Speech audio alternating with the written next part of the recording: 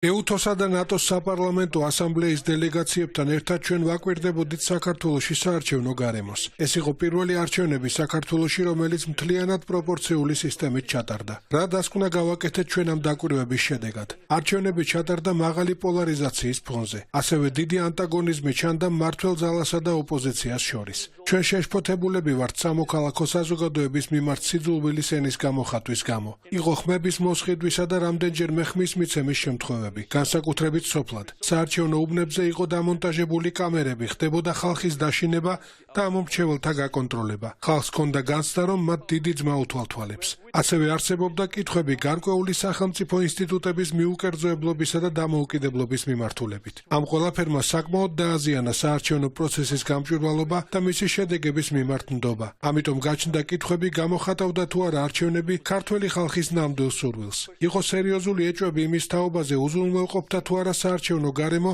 საჭირო პირობებს სამართლიანი არჩევნების ჩასატარებლად, რომელიც იქნებოდა თავისუფალი დაშინებებისა და ზეწოლისგან. ჩვენი ანგარიშის გამოქვეყნების შემდეგ ჩვენ შევნიშნეთ შემაშფოთებელი მოვლენების მთელი სერია. ქართულმა ოცნებამ არ შეასრულა წინასაარჩევნოდ მიცემული პირობა სწრაფი ევროინტეგრაციის შესახებ, რის შემდეგაც მასობრივი დემონსტრაციები აღინიშნა ძალადობით და პოლიციელთა სისასტიკით, როგორც დემონსტრანტების, ასევე ოპოზიციის წევრებისა და ჟურნალისტების მიმართ. ბევრი ადამიანი დააპატიმრეს მხოლოდ იმის გამო, რომ გამოხატა პროტესტი ევროპული გზიდან გადახვევის გამო. ჩვენ მოვუწოდებთ საქართველოს ხელისუფლებას სერიოზულად მიუდგეს ამ რეკომენდაციებს, რაც მოიცავს ცენტრალური საარჩევნო კომისიის და ანტიკორუფციული ბიუროს მიუკერძოებლობისა და დამოუკიდებლობის უზრუნველყოფას. ასევე მოვუწოდებთ საქართველოს მთავრობას გააუქმოს კანონი უცხოური გავლენის გამჭვირვალობის შესახებ. მე იმედი მაქვს, რომ საქართველო არ გაყვება აზერბაიჯანის გზას, თუმცა სამწუხაროდ ეს სწორედ ასე ჩანს. ყველაფერი არასწორი მიმართულებით მიდის. არჩევნების დროს კი ძალიან ბევრი და ფართოდ გავრცელებული მანიპულაცია იყო. ამის პარალელურად კი ბიძინა ივანიშვილის დელეგაცია რისკის წინაშეა, რომ დარჩეს მანდატების გარეშე ევროსაბჭოში. დღეს გახსნით სესიაზე ევროსაბჭოს საპარლამენტო ასამბლეის პირველ სხდომაზე დღის წესრიგში დააყენეს ეს საკითხი და ევროპელმა პოლიტიკოსებმა პირდაპირ განაცხადეს, რომ კითხვის ნიშნის ქვეშ დგას ქართული ოცნების დელეგაციისთვის უფლებამოსილების ცნობის საკითხი. ეს არის უპრეცედენტო შემთხვევა. პირველად ხდება, როდესაც ევროსაბჭო ასეთ ნაბიჯებს დგამს საქართველოსთან მიმართებით, უფრო ვრცლად, როგორ ვითარდებოდა დღეს მოვლენები ევროსაბჭოში და რა ხდებოდა გუშინ სტრასბურგში, როდესაც ქართველი ემიგრანტები დახვდნენ ქართული ოცნების წევრებს, არალეგიტიმური პარლამენტის ეგრეთ წოდებულ დეპუტატებს, ნახავთ ჩვენ სიუჟეტში. უპრეცედენტო გადაწყვეტილება ევროსაბჭოში. საქართველოს ისტორიაში პირველად ევროსაბჭოს საპარლამენტო ასამბლეამ ოლიგარქის დელეგაციის უფლებამოსილება კითხვის ნიშნის ქვეშ დააყენა. დღეს ზამთრი სესიის პირველი სხდომა სტრასბურგში საქართველოს საკითხით დაიწყო, სადაც დღის წესრიგში ევროპის სახალხო პარტიის წარმომადგენელმა ქართული ოცნებისთვის მანდატების შეჩერება შეიტანა. შვედმა დეპუტატმა დარბაზში, რომელშიც ივანიშვილის წარგზავნილი არალეგიტიმური პარლამენტის წევრებიც იმყოფებოდნენ, მკაფიოდ თქვა, რომ ოცნება საკუთარ ქვეყანაში დემოკრატიას ანადგურებს და ამის ნათელი მაგალითი ერთპარტიული პარლამენტის ფორმირებაა. საქართველოს პარლამენტი არის ერთპარტიული და ეს ერთადერთი პარტია არის ქართული ოცნება. ივანიშვილის რეჟიმი ანგრევს დემოკრატიულ წესრიგს საქართველოში. სწორედ ამიტომ მე სადაოდ ვაცხადებ ქართული დელეგაციის უფლებამოსილებას ევროპის სახალხო პარტიის სახელით.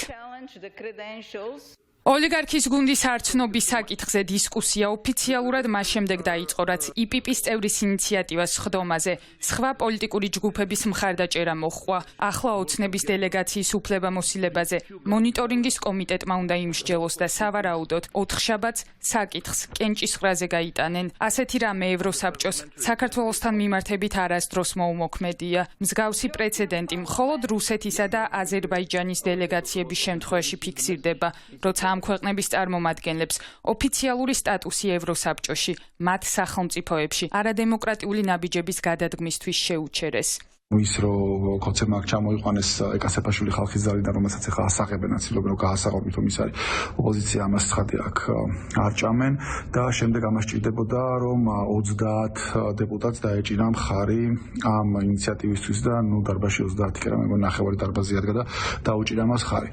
ეს არის ხა ამ წუთის მდგომარეობით, რაც ხდება, შემდეგი პროცედურა არის ის, რომ ეს საკითხი ახლა ქართული ოცნების დელეგაციის საკითხი გადაეცემა ორ კომიტეტს. დღეს ევროსაბჭოს საპარლამენტო ასამბლეაში მოხდა უპრეცედენტო რამ. პირველად ისტორიაში ქართული დელეგაციის უფლებამოსილების საკითხი დადგა კითხვის ნიშნის ქვეშ.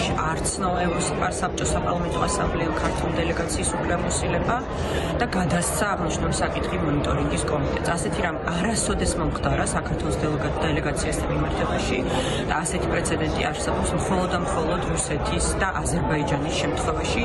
ეს ადასტურებს იმას, რომ ივანიშვილის რუსული რეჟიმი არის საერთაშორისო იზოლაციაში. პროცედურულად იქნება მომზადება ანგარიში 2 დღის განმავლობაში და 4 შაბათს ავარაუდოთ უკვე პოლიტიკური კონსულტაციებისა და ანგარიშის საფუძველზე იქნება კენჭისყრა, რომელიც მიიღებს საბოლოო გადაწყვეტილებას, მიეცეს თუ არა მანდატების აღიარება ქართული დელეგაციის, ან თუ მიეცემა რა პირობებით და ასე შემდეგ. ამ საბოლოო პასუხი პოლიტიკური გადაწყვეტილება იქნება უკვე 4 შაბათს მიღებული. ერთ-ერთი გამოსავალი არის პოლიტპატიმრების დაუყოვნებლივ განთავისუფლება და არჩევნების გაჩერება სწრაფად დანიშნა იმისთვის, რომ ეს უმძიმესი კოლაფსური კრიზისი, სადამდეც მიიყვანა ქვეყანა ივანიშვილმა და ქართულმა ოცნებამ, დამშვიდეს და სმარდეს და საქართველოს გააგრძელოს დემოკრატიული სვლა.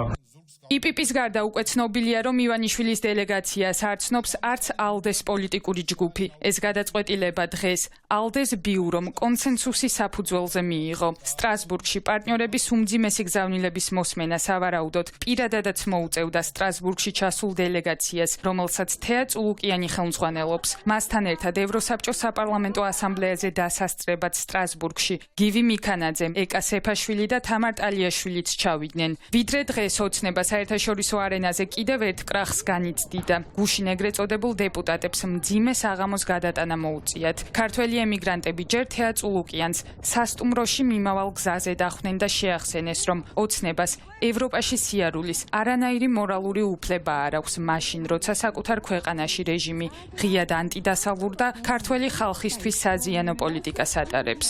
თქვენ მონახართ გენაცვალე, როგორ ძანდებით? ის რუსეთის ბიზნესი ჩემო სიხარულო. როგორ ძანდებით? ვერ ვიცანით მე? ვერა, სამწუხაროა. მე საქართველო. თქვენ რუსეთის არა, ჩემო კარგი. მე ვარ საქართველო. თქვენ ვარ. არა, ჩემო სიცოცხლე. არა, თქვენ ხართ ყველაფრის მონახართ, რუსების მონახართ. თქვენ ციცით, ხო? რა, აბა. ის თქვენ რო არითმეტიკა იცოდეთ, თქვენ გეცოდინებათ რომ ქართველი მე არ წამიგია. არა, ჩემო კარგო, მე არ წამიგია. არ წავაგებ. თქვენ უნდა იცოდეთ არითმეტიკა, იცით რატომ? იცით რატომ უნდა იცოდეთ არითმეტიკა? ქართველს ვერ ამოწყვიტავთ. საქართველოს ქართველის გარეშე ვერ დაიტოვებს. რუსებს ვერ ჩააბარებს. თქვენ იცით ეს ამბავი? თქვენ რუსეთშია. არა, ჩემო სიხარულო. ნამდვილად რუსეთშია. ადი ეხლა მე ადი როგორ გეკანდება? ნურას უკაცრავ. სასტუმროში მოხვედით ისიქენი და დაიცი. ვაი, მე რა საყვარელი. ჩვენ ყოველთვის ვიქნებით ქართველები. ამაღლობელის სახელით, ყველა დაპატიმრებული სახელით, ყველგან ვიქნებით. ჩემ სასტუმროში. თქვენი არ არის, ეს ევროპისაა. ხო, თქვენი რუსეთშია.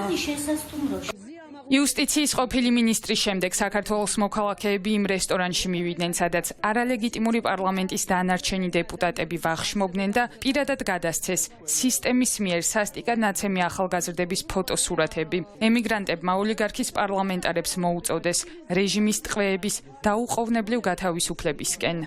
მინდა საჩუქრები გადმოგცეთ ქართველი ემიგრანტების სახელით.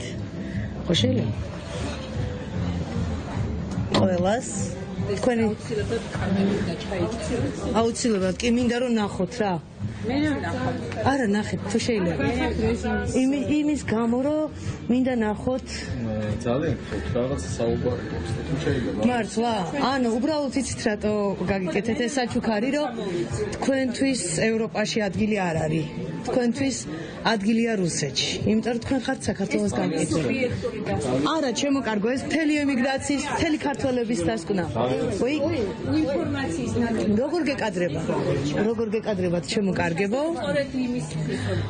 არავითარ შემთხვევაში, ნურას უკაცრავად, მზია ამაღლობელის სახელით, რომელიც შიმშილობს და ძალიან მძიმედ არის. როგორ გეკადრებათ? თქვენ იცით რა არის? აი იმ სილის ღირსებიც არ ხართ. მეწოდებით ნამდვილად ყველა თქვენთაგანი. ძალიან მეწოდებით რა. იმიტომ რომ სირცხვილია თქვენაირი ადამიანების არსებობა ამ ქვეყანაზე. არ გაგზავნებოდეთ რუსეთში, ხალბატონებო და ბატონებო. ჩვენ არ მივგზავნდებით, იმიტომ რომ თქვენთვის დღეს ბოლო დღეა, როდესაც თქვენ ევროპაში დააბიჯებთ. თქვენ ყველაფრის ღირს, просто არარაობები ხართ, სილის ღირსიც არ ხართ. მონები ხართ. ძალიან ცუდები ხართ. სტრასბურგში არასამთავრობო ორგანიზაციების ხელმძღვანელებიც იმყოფებიან, რომლებიც მთელი დღე პარტნიორებთან შეხვედრებს მართავენ და საქართველოში არსებული რეპრესიების შესახებ ინფორმაციას აწვდიან. მათ შორის ერთ-ერთი მთავარი განსახილველი თემა უკანონო დაკავებული ჟურნალისტის მზია ამაღლობელის საქმეს უკავშირდება. დღეს ევროსაბჭოში მესამე სექტორმა ჟურნალისტის გათავისუფლება მოითხოვა. ჩვენ არასამთავრობო ორგანიზაციები აკვთ იმისთვის, რომ ჩვენს ევროპელ კოლეგებს და მეგობრებს გავაცნოთ ის სიტუაცია, რაც საქართველოში არის, რაც ხდება უკანონო დაკავებებთან დაკავშირებით, რაც ხდება მთავრობის მხრიდან განხორციელებული, ეგრეთ წოდებული მთავრობის მხრიდან განხორციელებული რეპრესიებთან დაკავშირებით. პარალელურად საპარლამენტო ასამბლეაზე გამოდიან მოხსენებით, როგორ გაყალბდა საქართველოში არჩევნები და როგორ ვითარდება ქვეყანაში მოვლენები 26 ოქტომბრის შემდეგ. ოპოზიციონერებს თან აქვთ მტკიცებულებები, როგორ ჩაგრავს რეჟიმი საკუთარ მოქალაქეებს და როგორ ასახიჩრებს ახალგაზრდებს პროტესტის გამო. ამ ინფორმაციას პარტნიორებს ოპოზიციური სპექტრი მომდევნო 3 დღის განმავლობაში დეტალურად გააცნობს.